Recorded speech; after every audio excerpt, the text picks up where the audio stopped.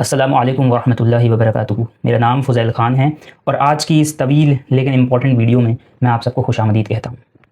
ये सूरह अल कलम की सीरीज़ चल रही थी जो कि हमने रमज़ान रिफ्लेक्शन के नाम से स्टार्ट करी थी, बट अब हम इस सीरीज़ को थोड़ा सा और एक्सटेंड कर रहे हैं। रमज़ान रिफ्लेक्शन जो कि एक बहुत ही बेहतरीन सीरीज़ हमने शुरू करी थी, जिसमें हमने सूरह अल अलक़, सूरह अल कलम, सूरह अल मुज़म्मिल और सूरह अल मुद्दस्सिर कवर करने का इरादा किया था। लेकिन रेगुलर वीडियोज़ अपलोड करने से वो टॉपिक्स जो कि बहुत ही डेप्थ में हमें समझने ज़रूरी हैं, वो चीज़ कहीं ना कहीं पूरी तरीके से इंसान नहीं समझ पा रहा था। क्योंकि ज़ाहिर सी बात है कि जो डीप टॉपिक्स होते हैं, जब आप उन्हें बहुत ही तेज़ी के साथ लेते हुए चलते हैं, क्योंकि ज़ाहिर सी बात है रमज़ान एक फ़ास्ट पेस, आपको हर दिन एक वीडियो अपलोड करनी होती है, तो कहीं ना कहीं वो इंपॉर्टेंस हम खो बैठते हैं उन टॉपिक्स की। और ख़ास करके सूरह नून, सूरह कलम वाकई में एक इंपॉर्टेंट सूरत है और इंपॉर्टेंस की हामिल है। ख़ास करके जब जिक्र आता है नून की इंटरप्रिटेशन करने का। मैंने पहले भी ये बहुत बार कहा है, Quran multiverse is not gonna be a channel that only talks about simple तफसीर, simple exegesis. No, it's not. It's a channel where we will understand different interpretations, different ideology, different thinking, different way to think and ponder upon Quran. And यही चीज़ मुझे लगता है कि नून के हवाले से बहुत अहम है। वीडियो स्टार्ट करने से पहले मैं ये दरख्वास्त करना चाहूँगा कि इस वीडियो के अंदर मैं जो भी बातें करने वाला हूँ उसको सरासर ये ना समझा जाए कि ये दीन के ख़िलाफ़ है माज़अल्लाह, बल्कि इसको इस तरीके से देखा जाए जैसे एक रिसर्चर एक रिसर्च को देखता है। एक रिसर्चर कभी ये नहीं कहता कि ये रिसर्च सही है या गलत है, बल्कि वो रिसर्च को एनालाइज करता है एविडेंसेस के बेसिस पे, एंड एट दी एंड जो उसका कंक्लूजन होता है वो बताता है। मैंने भी नून जो कि हरूफ मुक़त्तआत है उसके ऊपर एक छोटी सी रिसर्च की है, बड़ी सरफेस लेवल रिसर्च, क्योंकि हरूफ मुक़त्तआत पे मैं वैसे भी ज़्यादा डीप रिसर्च करना नहीं चाहता हूँ, क्योंकि नबी अलैहिस्सलाम ने, अल्लाह के नबी अलैहिस्सलाम सल्लल्लाहु अलैहि वसल्लम ने खुद इस चीज़ के बारे में ज़्यादा बात नहीं करी, तो हम भी इसको एक रिसर्च की हद तक ही सीमित रखते हैं। और ये रिसर्च भी इसलिए नहीं कि हम नून का असल मानी जान सकें, क्योंकि वो तो सिर्फ अल्लाह ताला को ही मालूम है, बल्कि ये रिसर्च इसलिए ताकि हम ये समझ सकें कि इंसान की क्रिएटिविटी, इंसान की थिंकिंग, इमेजिनेशन कितनी बुलंद है। इसलिए अल्लाह ने उसे अशरफुल मखलूक़ात कहा है। और ये भी कि कुछ और हिस्से हैं जो हमें नून से अंदाज में पता चलते हैं। खैर, ये वीडियो 2 से 3 हिस्सों में डिवाइड हो सकती है, क्योंकि मैं नहीं चाहता कि ये वीडियो बहुत बड़ी हो। So without any further ado, let's directly jump into the interpretation of Noon from सूरह अल कलम, जहाँ पे मैं ये बात करना चाहूँगा जो कि मैं खुद अपनी, जाहिर सी बात है, अपने वसूख से बात नहीं करना चाहता, अपनी तरीके से बात नहीं करना चाहता। मैं सबसे पहले आप सब स्क्रीन पे भी देख सकते हैं, साइड में स्क्रीन पे भी शो कर रहा है मेरी जो रिसर्च है जो कि मैंने लिखी है, जिसमें मैंने डिफरेंट कुतुब की हेल्प ली है और डिफरेंट तरीके से चीज़ को एनालाइज करने की कोशिश की है। सबसे पहले शुरू करते हैं बिस्मिल्लाहिर्रहमानिर्रहीम। अगर हम नून के हवाले से बात करें तो ये एग्जैक्टली हरूफ मुक़त्तआत है जो कि एक सूरत के शुरू में आता है पूरे कुरान में, जिसको हम सूरह अल कलम कहते हैं। ये आयत कुछ इस तरीके से शुरू होती है, बिस्मिल्लाहिर्रहमानिर्रहीम, नून वल क़लमि वमा यस्तुरून। नून, कलम की कसम और उनकी जो वो लिखते हैं या जो वो लिखता है। इस तरीके से अल्लाह सुब्हानहू व तआला नून के बाद कलम की कसम खा रहे हैं। इसके ऊपर हम बहुत सारी वीडियोज़ पहले ही बना चुके हैं, चैनल पर आप देख सकते हैं, काफ़ी इंटरेस्टिंग है। तो सबसे पहले मैं आप सबके सामने जो मेरी पूरी तवील रिसर्च का कोर क्रक्स है वो रखना चाहूँगा, फिर मैं इस रिवायत के ऊपर ही पूरी वीडियो को बेस करना चाहता हूँ। एक रिसर्च पर्सपेक्टिव से आपके लिए सही अहादीस और ज़ईफ़ अहादीस कुछ नहीं होती, क्योंकि मतलब मैं ये नहीं कहना चाह रहा माज़अल्लाह की ज़ईफ़ अहादीस और सही अहादीस मेरे लिए मायने नहीं रखती, अस्तग़फ़िरुल्लाह। मैं ये कहना चाह रहा हूँ कि ज़ईफ़ और सही ये 2 अहादीस की टाइप हैं, जिसमें से ज़ाहिर सी बात है हम सही अहादीस को पहले प्रायोरिटी देते हैं ज़ईफ़ अहादीस से। लेकिन अगर हमारे पास कोई भी ऐसी अहादीस नहीं है और ऐसी अहादीस हमें मिल रही है जो ज़ईफ़ हैं, तो हमें उसको एक चांस देना चाहिए ये समझने के लिए कि वाकई में क्या इसके अंदर कुछ ऐसी चीज़ है जो कि काबिले उसके अंदर रिसर्च की जा सकती है या नहीं। इसी तरीके से तफसीर अल तबरी के अंदर, जामे अल बयान जिसको कहते हैं, सूरह कलम की जब तफसीर करते हैं तबरी, तो उसके अंदर एक इस्नाद है, कुछ इस्नाद हैं जो कि, कुछ सनद हैं जो कि अब्दुल्लाह इब्न अब्बास से मरवी हैं, राइट। इनकी नरेशंस, इनकी जो चेन ऑफ नरेशन है वो काफ़ी वीक है, इसकी सनद थोड़ी वीक है, और ये डायरेक्ट हदीस नबवी नहीं है सल्लल्लाहु अलैहि वसल्लम, बल्कि सहाबा इकराम की और उनके तबा ताबईन की से होती हुई हमारे पास आई हैं। और जब मैं इब्न अब्बास का नाम लेता हूँ तो आपको ये चीज़ ध्यान में होनी चाहिए कि इब्न अब्बास वही सहाबा इकराम हैं, वही सहाबी हैं जिनके बारे में नबी अलैहिस्सलाम ने ये फरमाया कि, मतलब ये उन सहाबियों में से हैं जिनके बारे में नबी अलैहिस्सलाम ने कहा कि इनके पास कुरान का कुल इल्म मौजूद है। यही बात अली इब्न अबी तालिब रज़ियल्लाहु ताला अन्हु और अब्दुल्लाह इब्न मसऊद रज़ियल्लाहु ताला अन्हु के बारे में भी फरमाई जाती है। तो अब्दुल्लाह इब्न अब्बास से मरवी एक हदीस कह सकते हैं, या इसको हम हदीस डायरेक्टली नहीं कहते हैं, तो हम कहते हैं कि उन्होंने ये बात कही अब्दुल्लाह इब्न अब्बास ने, जिसकी chain of narration by the way weak है, इसलिए ज़ईफ़ नरेशन है। बट स्टिल मैं आपको यहाँ से कैसे सफ़र पे ले जाऊँगा जहाँ से आप सोचेंगे कि यार ये वीक नरेशन भी हमें कितना कुछ सिखा देती है। अन अब्दुल्लाह इब्न अब्बास क़ाल अल नून अल हौत अल्लज़ी अलैहि अल अरदून। इसकी ट्रांसलिट्रेशन ये है कि अब्दुल्लाह इब्न अब्बास कहते हैं नून एक अलहौत है, एक बड़ी मछली है जिसको हम वेल भी कह सकते हैं, upon which the earths are place. अच्छा, एक इसका मतलब ये है कि अब्दुल्लाह इब्न अब्बास का कहना है कि वेल नून जो है वो एक दरअसल एक मछली है, वेल मछली, जो अपने ऊपर अर्दून यानी अर्दों को उठाए हुए है। अब यहाँ पे लफ्ज अर्द नहीं है, ये अर्द की जमा है। अर्द कहते हैं जमीन को, इसको हम अर्थ कह सकते हैं, एक प्लैनेट को, लेकिन यहाँ अर्दून कहा जा रहा है, अर्द नहीं कहा जा रहा है। इसका मतलब ये एक से ज्यादा जमीन को, एक से ज्यादा अर्द को उठाए हुए है मछली। ये एक इंटरप्रिटेशन है। ऐसी ही एक असनाद जाती है मुजाहिद रज़ी अल्लाह ताला अन्हु से होती हुई, जो कि ताबई थे, अब्दुल्लाह इब्न अब्बास के डायरेक्ट स्टूडेंट थे, राइट। तो अल तबरी में ही ये नरेशन है कि क़ाल मुजाहिद अल-नून अल-हौत अल्लज़ी तहत अल-अर्द सबात, राइट। इसका मतलब ये है सबिया। मुजाहिद ने ये कहा रज़ी अल्लाह ताला अन्हु, नून is the whale that is beneath the seven earth. अब यहाँ पे इन्होंने सेवन अर्थ का जिक्र किया है, राइट। ऊपर अब्दुल्लाह इब्न अब्बास ने कहा कि ये वेल ऐसी मछली है, और हाउत के बारे में भी अभी हम जिक्र करेंगे कि क्या ये वेल ही मछली है या कोई दूसरा बड़ा जानवर हो सकता है। हर एक पॉसिबिलिटी लेके चलने वाले हैं हम। और मैं फिर यही कहना चाहूँगा कि इसमें हम कोई हतमी फैसला नहीं दे रहे, जो इन नरेशंस के अंदर जिक्र है कि नून वाकई में एक मछली ही है, नहीं, ये कोई नहीं कह सकता नून क्या है। लेकिन यहाँ से जो बात मैं करूँगा आगे, इसको मछली नज़र रखते हुए, नून को मछली मानते हुए, वो काफ़ी ऐसी बात है जो कि सोचने वाली है। तो ये आप ढूंढ सकते हैं तफसीर अल तबरी के अंदर, जामिल बयान के अंदर, कि आपको दोनों नरेशंस मिल जाएंगी। और ये चेन ऑफ नरेशन वीक हैं, बट स्टिल ये एक ऐसा दरवाज़ा हमारे लिए खोलती हैं जहाँ से अगर हम अल्लाह के क्रिएशन को देखना शुरू करेंगे तो वल्लाही ये चीज़ हमारे लिए काफ़ी काबिल तसव्वुर चीज़ है कि एक ऐसी बड़ी मछली जो अर्द को उठाए हुए है।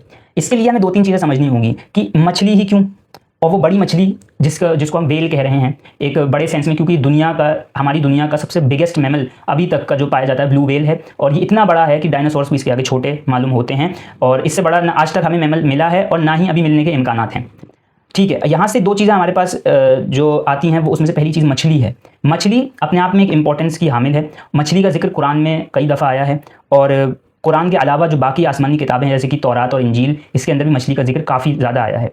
अगर हम मछली की स्पीशीज़ की बात करें तो तकरीबन 34,000 फिश स्पीशीज़ हैं, जिसके अंदर बहुत डिफरेंट टाइप्स की आपको वर्टिब्रेट्स यानी स्पीशीज़ मिल जाएंगी। ये बहुत छोटे पीडियोसाइप्रस जो कि 8 mm लॉन्ग होते हैं, वहाँ से लेके बड़ी वेल शार्क्स तक जो कि 18 मीटर लॉन्ग तक होती हैं, 18 मीटर लंबी शार्क्स जो कि वेल शार्क्स होती हैं, वहाँ तक आपको मिल जाएगा। यानी मछली छोटे साइज़ से लेके तब एक्सट्रीमली ह्यूज साइज़ में आपको मिल जाती है। और ये हर टाइप के वाटर में पाए जाते हैं, फ्रेश वाटर में, मरीन वाटर में और ब्रैकिश वाटर में, यानी चाहे कोई पॉन्ड हो, कोई ओशन हो, चाहे कोई सी हो, कहीं पे भी आपको मछली ज़रूर मिलेगी। ठीक है, लेकिन अब जब ऊपर हम रिवायत की अगर बात करें, इसनाद की बात करें, तो अब्दुल्लाह इब्न अब्बास और मुजाहिद रज़ियल्लाहु ताला अन्हु ने दोनों की जो इसनाद आ रही हैं ये वीक हैं।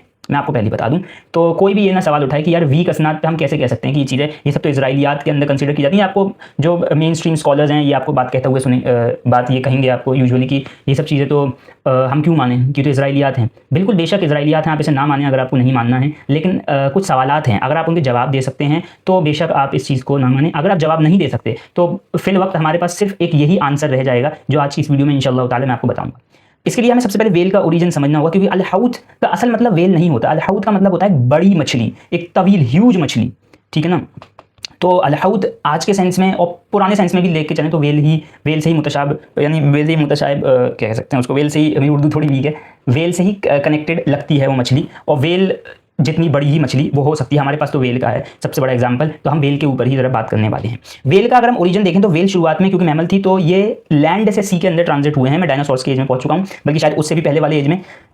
वेल्स जो मैमल होती हैं उनके एंसेस्टर्स एक वक्त पे लैंड के अंदर वॉक किया करते थे। ये एक प्रॉपरली ग्रुप से बिलोंग करते हैं जिसमें वेल, डॉल्फिन और पोर्पोइसेस, ये जो एक टाइप के मरीन एक्वेटिक एनिमल्स हैं। ये पुरानी एक बहुत पहले की पीरियड के अंदर एक स्पीशीज थी, सिटेसियंस करके थी, प्रोनाउंसिएशन आप चेक कर सकते हैं।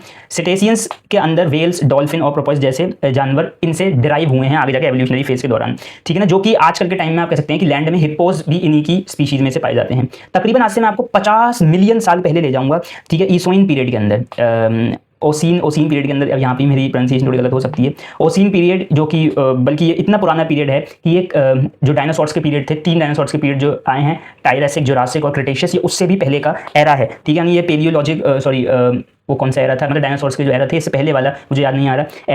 एरा के अंदर जब मैमल्स पाए जाते थे, वो डायनासोर्स तो बहुत बाद में जाके आए हैं, वो रेप्टाइल्स की स्पीशीज़ में से थे, बल्कि वेल उससे भी पुरानी स्पीशीज़ से आ रही है। तो पैकीसीटस जो कि वेल फ्रॉम पाकिस्तान जिसे हम कहते हैं, ये एक एक्सटेंट जीनस है एम्फीबियस सेटेसियंस का, जो कि पैकीसेटिडे से निकलता है, जो कि एक एंडेमिक स्पीशीज़ थी साउथ एशिया की ड्यूरिंग येप्रेसियन यानी early ossein period about 50 million years ago, right. 50 million साल पहले साउथ एशिया की एक जीनस, जिसको आप येप्रेसियन कह सकते हैं या एप्रेसियन कह सकते हैं, जो कि ओसीन पीरियड में पाई जाती थी। इसको वेल फ्रॉम पाकिस्तान भी कह सकते हैं क्योंकि इसका नाम पाकीसेटस था, राइट। और ये एक वुल्फ लाइक मैमल हुआ करता था, वेल नहीं थी, लेकिन ये वेल का एंसेस्टर मैं आपको लेके गया हूँ 50 मिलियन साल पहले।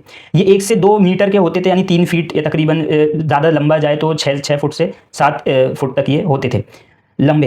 And lived around water where they ate fish and other animals. तो ये नॉर्मल थे। इनका नाम इसलिए आया है क्योंकि ये फर्स्ट फॉसिल हैं जो कि वेल वाली जीनस से एक्सटेंट हुए थे और ये डिस्कवर किए गए थे पाकिस्तान में।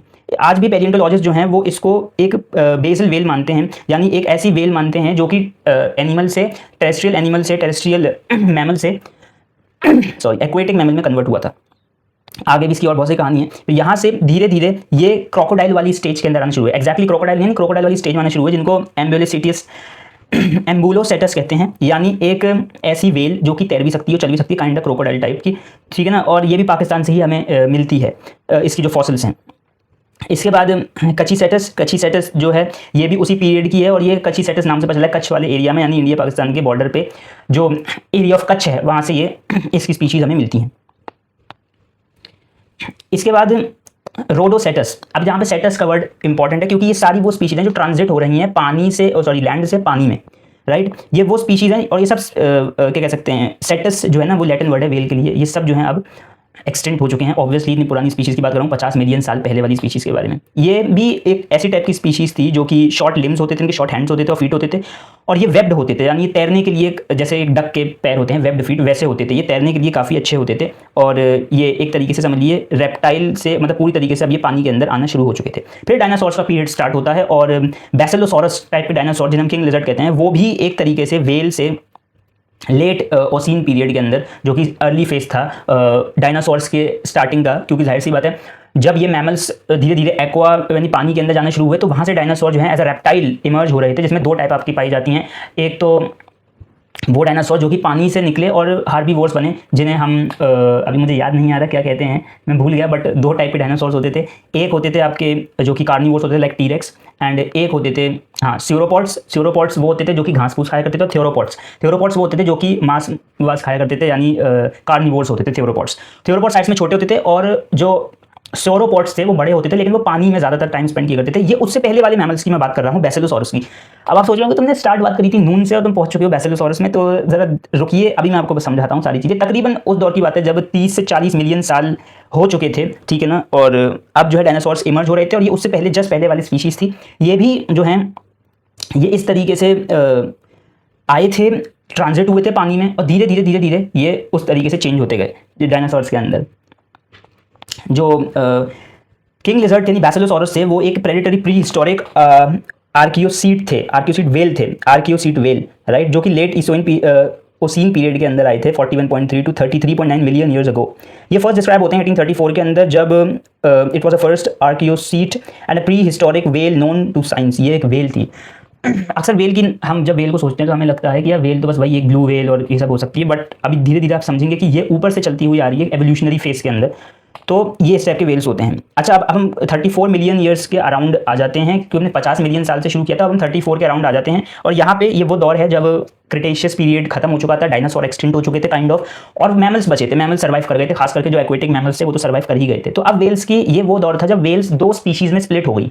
एक है टूथ वेल जिनके दांत हुआ करते थे, इनको ओडोंटोसिटी कहते हैं, ओडोंटोसिटी ओडोंटोसाइट जो भी आप कहना चाहें। इनके पास दांत होते थे, और ये एकोलोकेशन जो कि बाई सोनार जिसे कहते हैं, एकोलोकेशन यानी वो रेडिएशंस भेजना, ये उस तरीके से एक्ट करते थे, ये अपने शिकार को उस तरीके से पकड़ते थे। इसके अंदर जो हमारे पास एग्जाम्पल आते हैं उसमें डॉल्फिन्स आती हैं। यस, आपने शायद नहीं सुना हो आज तक, लेकिन डॉल्फिन्स भी वेल्स की ही कैटेगरी हैं। इसमें स्पर्म वेल्स आती हैं और ऑर्काज आती हैं। आपने सुना होगा ऑर्काज, स्पर्म वेल और डॉल्फिन्स, ये काफ़ी तेज़ होती हैं। इनका साइज, हालांकि स्पर्म वेल बड़े साइज की होती है, लेकिन ये तेज़ होती हैं, ये प्रेडेटर्स होती हैं, और ये काइंड ऑफ शार्क की तरह काम करती हैं। टूथ वेल इनको ओडोंटोसिटी कहते हैं। और फिर दूसरी टाइप की वेल होती हैं, कहते हैं बलीन वेल्स। इनको मिस्टिसिटी कहते हैं। इन्होंने एवोल्यूशन के टाइम अपने टीथ लूज कर लिए और टीथ की जगह इनके पास बलीन प्लेट्स हैं। ये बलीन प्लेट्स इसी तरीके से समझ लीजिए कैरेटीन फिल्टर की तरह आपके काम करते हैं। कभी आपने अगर एक फिल्टर देखा होगा तो फिल्टर जो है लाइन बाय लाइन पूरी तरीके से लगा हुआ होता है। कोई भी आपने एक्वा फिल्टर अगर कभी देखा हो तो ये उसी तरीके से लगी होती है। छोटी मछलियां खाती हैं। यहाँ पे एक चीज़ इंपॉर्टेंट है क्योंकि हम जब बात करेंगे ब्लू व्हेल की, जो कि पूरी दुनिया की अर्थ की अभी तक की सबसे बड़ा मैमल हमें मिला है। मैंने आपको डायनासोर्स की एज दिखा दी, डायनासोर से पहले से ये मैमल बनते हुए आ रहे हैं और आज हमें सबसे बड़ा जो एक मैमल मिलता है वो ब्लू व्हेल है। ब्लू व्हेल असल में एक मिस्टेसिटी है, यानी एक बलीन व्हेल है। इसके साथ हम बैक व्हेल और राइट व्हेल, ये सारी वो व्हेल्स हैं जो कि बलीन यानी कैरेटीन फाइबर वाले दांत रखती हैं। टूथ व्हेल ये नहीं है। इसके साथ साथ ये छोटी मछलियों को खाती हैं, और छोटी मछली का मतलब छोटी मछली की बात कर रहा हूँ, यानी इनके साइज में छोटी नहीं, इनके साइज से अगर छोटी मछली कंसीडर की जाए तो वो शार्क्स होंगी या फिर ऑर्काज होंगी, ठीक है, क्योंकि निहायत ही ह्यूज वेल्स होती हैं, राइट। ब्लू वेल्स बहुत ही बड़ी वेल होती है, लेकिन व्हेन इट कम्स टू छोटी मछली तो वो वाकई में छोटी मछली होगी, जो इनके लिए तो कुछ नहीं है। तो इन्हें एक लार्ज अमाउंट में प्लैंक्टन्स और वो छोटी मछलियाँ खानी पड़ती हैं। अब सवाल ये आता है कि मैंने आपको पूरी वेल की कहानी बताई क्यों? ये इंपॉर्टेंट सवाल है और हमें ये समझना क्यों ज़रूरी है कि हम ये वेल्स के बारे में सारी चीज़ें पढ़ रहे हैं। असल में मैं आपको जो मैंने बात स्टार्ट करी थी अब्दुल्ला इब्न अब्बास की, वो जो रिवायत थी और मुजाहिद से होती हुई रज़ियल्लाहु तआला अन्हु जो रिवायत आ रही थी, वो जो है वेल्स या किसी बड़े जानवर से ताल्लुक़ रखती थी।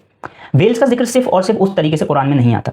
यहाँ से मैं आपको एक बात और बता दूं जो कि सूरह कलम से ही जुड़ी हुई है, और वो है कि सूरह कलम में अल्लाह सुब्हानहू व तआला एक नबी का जिक्र करते हैं एंड में जाके, और उन नबी का नाम है यूनुस अलैहिस्सलाम। यूनुस अलैहिस्सलाम की स्टोरी हम सबने बचपन से सुनी है कि उन्हें एक वेल मछली खा जाती है और निगल लेती है, और निगलने का मतलब है निगल लेती है, राइट। और वो 3 दिन उस मछली के पेट में रहते हैं, और वो दुआ जो फेमस दुआ है ला इलाहा इल्ला अंता सुब्हानका इन्नी कुन्तु मिनज़ ज़ालिमीन, उससे जो है वो अंधेरे 3 टाइप के अंधेरों के अंदर, यानी एक अंधेरा पानी का होता है, एक अंधेरा मतलब उस पानी की डेप्थ का होता है, एक अंधेरा उस मछली के अंदर होता है, और एक अंधेरा जो है इंसान के दिल का अंधेरा है, जिसको अल्लाह सुब्हानहू व तआला नूर से मुनव्वर करके 3 दिन के बाद उनको वापसी दे देते हैं, वेल से बाहर निकाल देते हैं। हमारे दिमाग में कभी ये सवाल नहीं पैदा हुआ कि वो वेल मछली कौन सी थी। अच्छा, बहुत सारे लोग इसको 2 सेकंड के अंदर सॉल्व कर देंगे इस मसले को। वो कहेंगे कि वो जो है एक ऐसी वेल थी जो अल्लाह सुब्हानहू व तआला ने भेजी थी एक मौजज़े के तहत, और वो एक मौजज़ा था और वो होके वो ख़त्म हो गया। मैं इसको इस तरीके से नहीं देखता। मैंने अभी तक आपको जो वेल्स की सारी चीज़ें बताई और अभी भी बताऊंगा कि जो बलीन वेल्स होती हैं, टूथ वेल्स होती हैं, इनके अंदर और क्या क्या खासियत होती है। उससे पहले मेरे 2 सवाल हैं।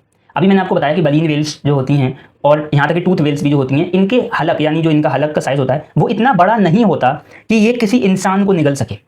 इनके हलक का साइज़ इतना छोटा होता है, हालांकि ये ह्यूज होती हैं इंसान के कंपैरिजन में। यानी एक ब्लू वेल जो है उसके अंदर 100 हाथियों जितना वजन होता है, 100 हाथियों जितना वजन, और एक हाथी का वजन एक इंसान के वजन से आप कंपेयर कर लें ज़रा, तो आपको समझ में आएगा कि मैं किस लेवल की बात कर रहा हूँ।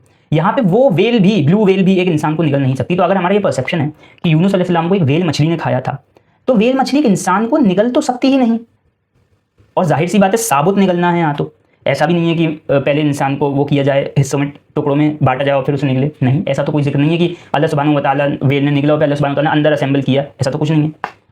तो यहाँ पे सवाल ये पैदा होता है कि ये जो बड़ी मछली अल-हौत, और याद रखिएगा कि सूरह यूनुस के अंदर भी यही जिक्र है अल-हौत यानी, और ये सिर्फ सूरह यूनुस में नहीं है बल्कि ये सूरह कलम में भी है, मछली के लिए अल-हौत का जिक्र है। तो ये कोई नॉर्मल मछली नहीं है, ये अल-हौत है, एक बड़ी मछली। इसका मतलब ये है कि इस बड़ी मछली का कुछ ना कुछ ताल्लुक है यूनुस अलैहिस्सलाम से, जो कि है, बिल्कुल है। और ये मछली वेल नहीं हो सकती, या हो सकती है लेकिन वो वेल नहीं हो सकती जिसके बारे में हम बात कर रहे हैं, क्योंकि हर उस वेल जिसके बारे में हमने अभी तक बात करी है, उन सारी वेल्स के अंदर, यहाँ तक कि अभी हम स्पर्म और ब्लू वेल के बारे में ही बात करने वाले हैं, उनके अंदर ये कैपेसिटी ही नहीं है कि वो इंसान को निगल सकें। और फॉर एग्जाम्पल अगर निगल भी लिया तो भी और बहुत सारी चीज़ें हैं एक वेल के अंदर जो कि उसको इस काबिल नहीं बनाती कि वो एक इंसान को 3 दिन तक अपने पेट में रख सके। द स्पर्म वेल और कैकलॉट is the largest of the tooth whale and the largest tooth predator. It is the only living member of the genus Plester and one of the 3 extant species in the sperm whale family, superfamily, along with the pygmy sperm whale and dwarf sperm whale of the genus Kogia. अभी सब different biological terms हैं। तो ये sperm whale जिसके बारे में आपने सुना भी होगा कि sperm whale ही वो whale हो सकती है जो कि अपने हलक से एक इंसान को पार करवा सके। क्या ये वाकई में सच है? मुझे नहीं लगता, क्योंकि स्पर्म वेल का हलक भी उतना ज़्यादा बड़ा नहीं होता कि वो एक इंसान को निकल सके। हाँ, वो इतना हो सकता है कि इंसान का मुंह उसके अंदर जा सकता है, लेकिन पूरा का पूरा इंसान उसके अंदर जाना ये पॉसिबल नहीं है। Sperm whale is a pelagic mammal with world wide range and it will migrate seasonally for feeding and breeding, right. Females and young male live together in groups while mature males lives in solitary life outside the mating season. The female cooperate to protect their nurse and young their nurse. Female give birth for every 4 to 20 years and care for calves for more than a decade. A mature, healthy sperm whale has no natural predator, although the calves and weakened adults are sometimes killed by pods of killer whales, orcas. अब ये diagram अगर आप देख सकते हैं screen पे, तो यहाँ पे स्पर्म वेल, एक हाथी और एक इंसान का नक्शा खींचा गया। देखने से तो ये मालूम होता है कि स्पर्म व्हेल का मुंह इतना बड़ा है कि इसमें कोई आदमी आराम से जा सकता है, लेकिन ऐसा बिल्कुल भी नहीं है। ये चीज़ हमें समझने की बहुत ज़्यादा ज़रूरत है। इट इज़ द लार्जेस्ट, या मान सकते हैं कि ये ब्रेन है, सॉरी ये कह सकते हैं कि ये बहुत बड़ा एक मैमल है, ठीक है, बट स्टिल ये वो काम नहीं कर सकती, क्योंकि स्पर्म व्हेल जो होती हैं ये बड़ी होती हैं, बेशक होती हैं, लेकिन इनके पास वो पावर नहीं है कि ये किसी भी इंसान को निगल सकें, राइट। अच्छा, अब क्योंकि बहुत लंबी वीडियो हो जाएगी तो मैं ज़रा जल्दी इसको करता हूँ। ब्लू व्हेल के बारे में अगर हम बात करें तो ब्लू व्हेल भी नॉर्थ अटलांटिक और नॉर्थ पैसिफिक ओशन में पाई जाती है, क्योंकि बड़े ओशन ही हैंडल कर सकते हैं, बहुत बड़ी होती हैं। अभी स्पर्म व्हेल की हमने बात करी, स्पर्म व्हेल से ये कम से कम 3 गुना बड़ी होती है, स्पर्म व्हेल से कम 3 गुना बड़ी होती है, और ये भी उस टाइप की व्हेल नहीं है जो कि एक इंसान को निगल सके, ठीक है। लेकिन व्हेल्स के पास एक बहुत बड़ी पावर होती है, वो होती है सोनार की पावर, यानी इनके पास जो सुपरसोनिक रेडिएशंस होती हैं, इसके थ्रू ये आराम से पता लगा सकती हैं कि समंदर की गहराई कितनी है, और उस गहराई के अंदर जाके वापस आ सकती हैं। तो ऐसा लगता है कि यूनुस अलैहिस्सलाम का जो किस्सा हुआ था, क्योंकि उसमें भी एक वेल आती है, तो अगर हम उस वेल को समझ जाएं तो हम ये वेल को भी समझ जाएंगे जो इन 7 आसमानों 7 ज़मीनों को अपने ऊपर उठाए हुए है, ये भी हम समझ जाएंगे, जिसको नून से तशबीह दी जा रही है। तो ये चीज़ समझनी ज़रूरी है कि ब्लू वेल्स ये काम नहीं कर सकती थी, स्पर्म वेल ये काम नहीं कर सकती थी। तो फिर आखिर कौन करता, आखिर कैसे एक वेल कैसे इंसान को निगलती है? आइए इसकी बायोलॉजी समझते हैं। What biology actually says evidence and explanation about swallowing a human by a whale और शार्क। मैनी लार्ज वेल्स यानी बलीन वेल्स की हम बात करते हैं, have enormous mouth but very narrow throat. मैंने जैसे कि बात करी, इनका हलक बहुत छोटा होता है। And describe about the size of a human fist. ये ह्यूमन फिस्ट है, चलो मेरी फिस्ट थोड़ी छोटी है, लेकिन अब एक सबसे ताकतवर इंसान की फिस्ट ले लें, वो भी कितनी बड़ी होगी, इतनी बड़ी होगी, बस इतना बड़ा इनका हलक होता है। अब इससे एक इंसान पार हो सकता है, मुझ जैसा छोटा इंसान पार नहीं हो सकता, तो यूनुस अलैहिस्सलाम तो कद-कामत उनकी अच्छी खासी होगी, राइट। इसका मतलब ये है कि अगर कोई माउथ के अंदर जाना भी चाहे तो वो बहुत मुश्किल से ही पहुंच सकता है, पहली बात तो पहुंच ही नहीं सकता, और अगर वो पहुंचे भी तो स्पर्म वेल की जो इनका माउथ के अंदर जो सिस्टम है वो इतना ज़्यादा कॉम्प्लेक्स है, मतलब इतना ज़्यादा नैरो है, वो जो पूरी एक लाइन जा रही है पेट तक, कि उसमें इंसान का दम घुट जाएगा। और अगर हम ये मान लें कि चलो उन्होंने हलक के अंदर नहीं दिया, सिर्फ मुँह के अंदर रखा था यूनुस अलैहिस्सलाम को, राइट। तो यहाँ पे अगर हम स्पर्म वेल्स की बात करें, जो कि काफ़ी हद तक उनके मुंह खुले रहते हैं, और वो तो tooth whales, sperm whales and orcas have wider oesophagi than baleen whales but they still not make swallowing for full adult in one piece routine. ये नेशनल ज्योग्राफिक बता रही है कि टूथ वेल्स के माउथ भी इतने बड़े होते हैं, मतलब बलीन से थोड़े से बड़े तो होते हैं, लेकिन उनका भी हलक इतना नैरो होता ही नहीं है।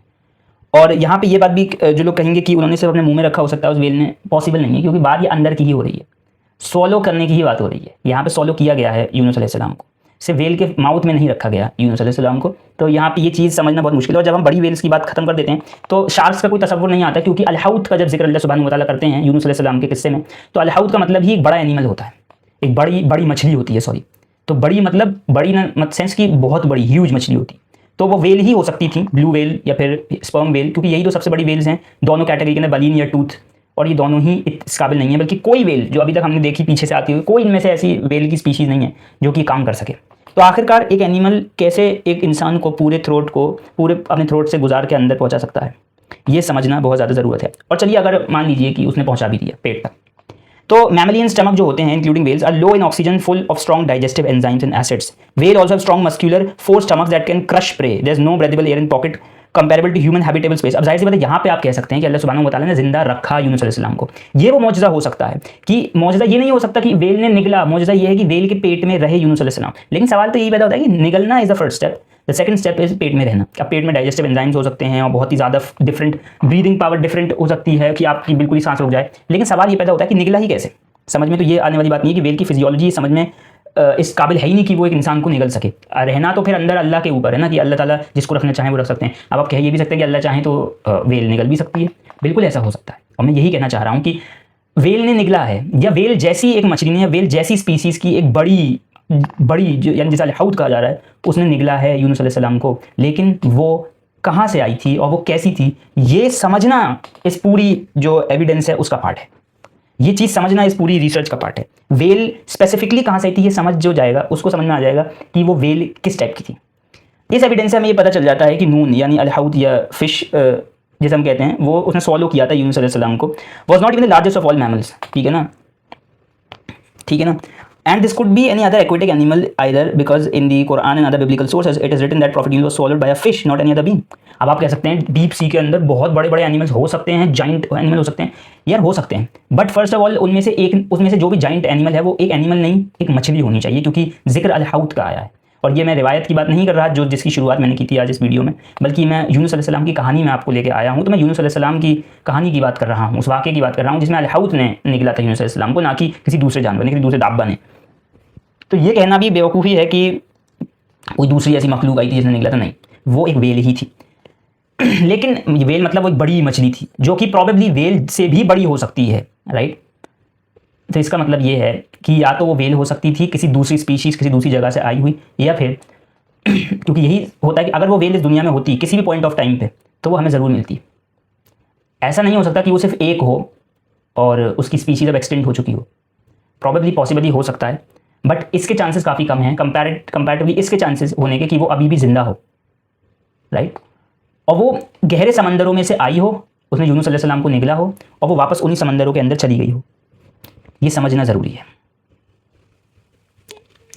तो एक चीज़ आपको समझ में आ चुकी है कि मैंने आपको यहाँ से समझा दिया एक चीज़, तो कि यूनुस अलैहिस्सलाम को एक मछली ने निगला था। वो मछली वेल नहीं हो सकती क्योंकि वेल का थ्रोट होता है छोटा।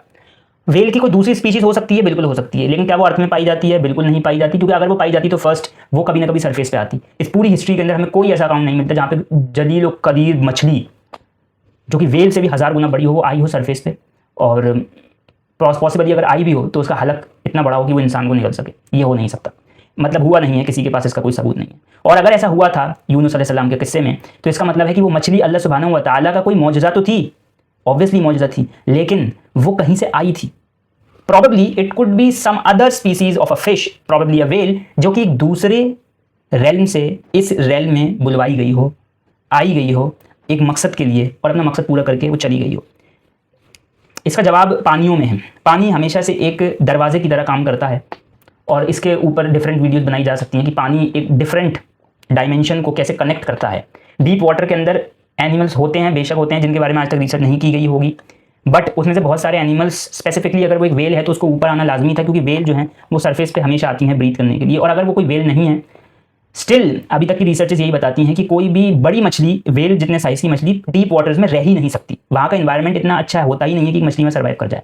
बट ये पॉसिबल है कि एक दूसरे रेल्म से ऐसी ही एक मछली आई हो और उसने यूनुस अलैहिस्सलाम को निगला हो और उसने अपना काम करके वापस चली गई हो। वो मछली कैसी हो सकती है, इसके बारे में हम एक हाइपोथेटिकल सिनेरियो बिल्ड करने की कोशिश करेंगे, लेकिन उससे पहले ये चीज़ आपको मैं कनेक्ट करवा दूँ नून के साथ, जो कि मछली है जो इस पूरी कायनात के अर्द को अपने ऊपर उठाए हुए है।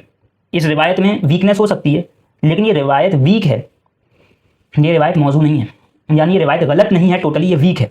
It could be possible. और एक और पॉसिबिलिटी यूनुस अलैहिस्सलाम के किस्से से हमें पता चली कि एक और मछली है जो आई है, उसने निगला है, 3 दिन रखा है और वापस दे दिया है, एक फेंक मतलब उगल दिया है यूनुस अलैहिस्सलाम को एक आइलैंड पे, और वापस वो चली गई है। और आज तक उसका कोई अता पता नहीं। प्रॉबेबली वो एक ऐसी दुनिया से आई है जहाँ पे उस जैसी बहुत सारी और स्पीसीज रहती हैं, और ऐसा बिल्कुल पॉसिबल है क्योंकि कुरान इस चीज़ के बारे में उस तरीके से बात कर रहा है। ये मैंने आपको 3-4 तरीकों से एक मोटा मोटा एक्सप्लेनेशन देने की कोशिश की, ऑल्दो ये कन्फ्यूजिंग इस वक्त हो सकता है, लेकिन जैसे जैसे हम आगे बढ़ेंगे आप समझेंगे इसके बारे में और ज़्यादा।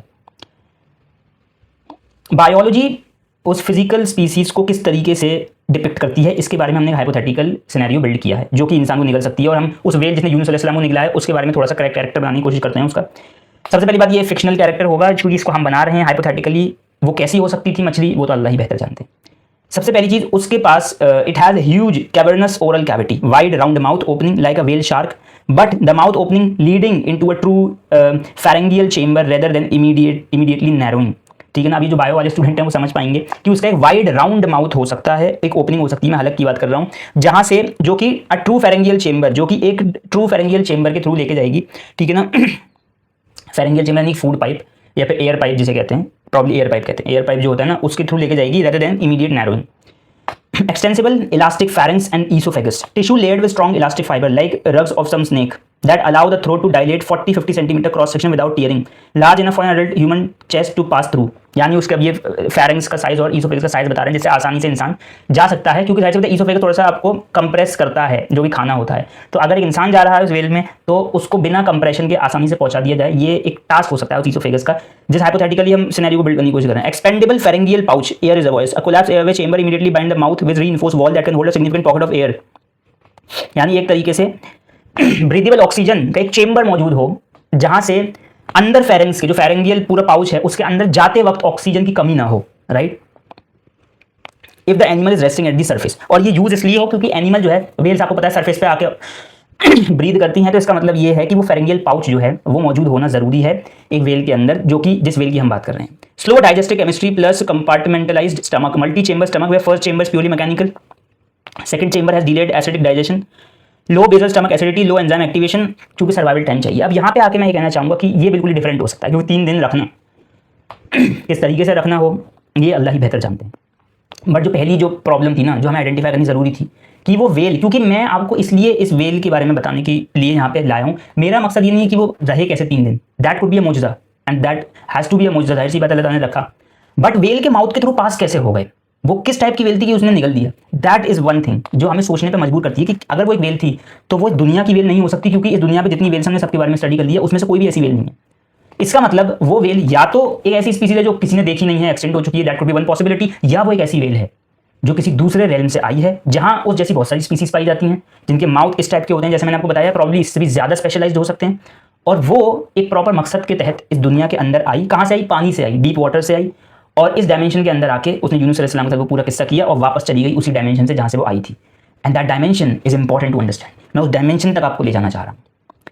अब फिर मैं यहाँ पे आके यही कहना चाहूँगा कि यहाँ पे आके बहुत सारे लोग इस बात में बहस करेंगे कि भाई जो आप कह रहे हैं वो हमारे पल्ले नहीं पड़ रही बात, that could be a thing, और इसको डाइजेस्ट करने में टाइम लग सकता है, बट ये चीज़ समझना बहुत ज़रूरी है। अगर आपको वो रिवायत समझनी है अब्दुल्लाह इब्न अब्बास वाली, अल हौद वाली, जो कि अर्दून को अपने ऊपर लेके बैठी है, अल मुजाहिद वाली की 7 अर्थ को अपने ऊपर वेल लेके बैठी हुई है, ये और सारे बिहेवियरल ट्रेट्स हैं, लेकिन ऐसी कोई स्पीशीज हमें दुनिया में नहीं मिलती, क्योंकि हाइपोथेटिकल सिनेरियो मैंने बिल्ड किया था समझाने के लिए कि किस टाइप का बायोलॉजिकल सिस्टम हो सकता है उस वेल का जिसने निकला हो, और मैं वेल ही कहूँगा क्योंकि अल हौद के बारे में जिक्र किया गया है। अब आते हैं उस वेल के ऊपर, और उस वेल के ऊपर now I am comparing 2 wells, मैं 2 वेल्स को कंपेयर करूंगा आपस में। वो वेल जिसके बारे में अब्दुल्लाह इब्न अब्बास ने बात करी, अल मुजाहिद ने बात करी, जो कि अल हौद जो कि अर्थ को अपने ऊपर उठाए हुए। जाहिर सी बात है एक वेल जो अर्थ के अंदर समा जाए और एक वेल जो अर्थ को अपने ऊपर उठाए, उनके साइजेस में फर्क होगा।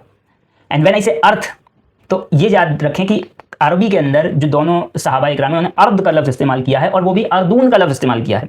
एक ने, मुजाहिद ने 7 अर्दों का इस्तेमाल किया है, 7 अर्द, फिर मैं अर्द कहूँगा, अर्थ नहीं अर्द।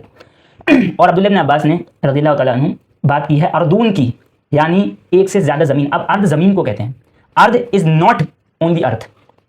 तो इसका मतलब ये है कि ये वेल जिसके बारे में नून की इंटरप्रिटेशन दी जा रही है, ये वेल कहीं गुना ज़्यादा बड़ी है उस वेल से जिसने यूनुस अलैहिस्सलाम को निकला, और यूनुस अलैहिस्सलाम को जिस वेल ने निकला वो इस अर्थ की थी। ये मैंने अभी तक आपको समझा दिया, क्योंकि यूनुस अलैहिस्सलाम की वेल एक दूसरे अर्थ से आई थी, इसका मतलब उसने ट्रैवल किया था थ्रू डिफरेंट टाइमलाइंस, राइट। और वो टाइमलाइन जरूरी नहीं है अर्थ से आई हो, तो फिर वो कहाँ से आ सकती है? प्रॉबेबली वो वेल आ सकती है कॉस्मोलॉजिकल वाटर्स से, वो अर्ध के बीच में रहने वाला पानी जिसके बारे में अल्लाह सुब्हानहू व तआला बात करते हैं, जिसके बारे में नबी अलैहिस्सलाम बात करते हैं कि एक आसमान है उसके बाहर पानी है, फिर दूसरा आसमान है उसके बाहर पानी है, फिर तीसरा आसमान है उसके बाहर पानी है, और इन सबके बीच में 500 साल का फर्क है। वो साल किस तरीके से काउंट करने हैं वो दैट्स अ डिफरेंट टॉक। उन पानी में रहने वाले दाब्बात में से एक दाब्बा अल हौद वो हो सकती है जो यूनुस अलैहिस्सलाम के पास आई, हो सकती है, that could B N interpretation. और उन सब आलम उन सब हेवेंस के बाहर जो पानी है, जिस पानी के बारे में अल्लाह सुब्हानहू व तआला जिक्र करते हैं कि अर्श के नीचे पानी है, उस पानी में तैरने वाला एक दाब्बा हो सकता है। That could B N interpretation जो इब्न अब्बास ने दी कि एक हौद है जो अर्दून को कैरी करती है, उसके नीचे है, उसके ऊपर, मतलब उसके ऊपर अगर अर्ध है तो उसके नीचे है। अब आपको यहाँ से जो है थोड़ी थोड़ी कॉस्मोलॉजी और ज्योमेट्री समझनी होगी, किस तरीके से डिफाइन किए जा रहे हैं आसमान। जैसा जिस आसमान को हम आसमान कहते हैं वो आसमान नहीं, वो दरअसल नाइट स्काई है, नॉर्मल डे एंड नाइट का स्काई है, जो कि एटमॉस्फेरिक लेवल पे हम देखते हैं। असल आसमान, जो पहला आसमान जिसको अल्लाह ताला आसमान कह रहे हैं, वो हमारे पूरा यूनिवर्स है, नॉट ओनली ऑब्जर्वेबल यूनिवर्स, पूरा यूनिवर्स। उसके बाहर पानी है, कौन कह रहा है? हदीस कह रही है। उसके बाद दूसरा आसमान है। ध्यान ये रखें, जिसको मैं पहला आसमान कह रहा हूं उसके अंदर बहुत सारे स्टार्स हैं, बहुत सारे प्लैनेटरी बॉडीज हैं, बहुत सारे नेब्यूलाज हैं, बहुत सारी गैलेक्सीज हैं, बहुत सारे क्लस्टर्स हैं। मैं अभी 3% की बात कर रहा हूं जो ऑब्जर्वेबल है, बाकी का 98% सॉरी, वो तो अभी तक देखा भी नहीं गया और ना शायद देखा जा सकता है, क्योंकि रोशनी अभी वहां तक पहुंची ही नहीं है। तो इसका मतलब ये है कि अर्ध सिर्फ अर्थ को नहीं कह सकते, अर्थ हर उस ज़मीन को कहेंगे, हर उस ज़मीन जैसी प्लेटफॉर्म को कहेंगे जहाँ पे ज़रूरी नहीं है वहाँ इंसान रहे या ना रहे, लेकिन वो ज़मीन होनी चाहिए जो कि एक आसमान के अंदर एग्जिस्ट करती है। यानी आसमान और ज़मीन अलग अलग शय नहीं है, आसमान के अंदर जो डिफरेंट अर्थ हैं, वो ज्योमेट्री जो क्रिएट की जा रही है, दरअसल वो ही अर्थ एक उस आसमान के अंडर में आते हैं।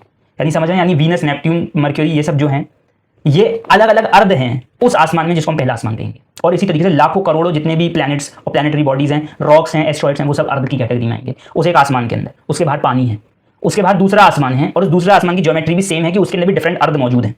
फिर तीसरा आसमान है, क्योंकि उसके बाद पानी है, फिर तीसरा आसमान, उसके अंदर भी डिफरेंट अर्थ मौजूद हैं।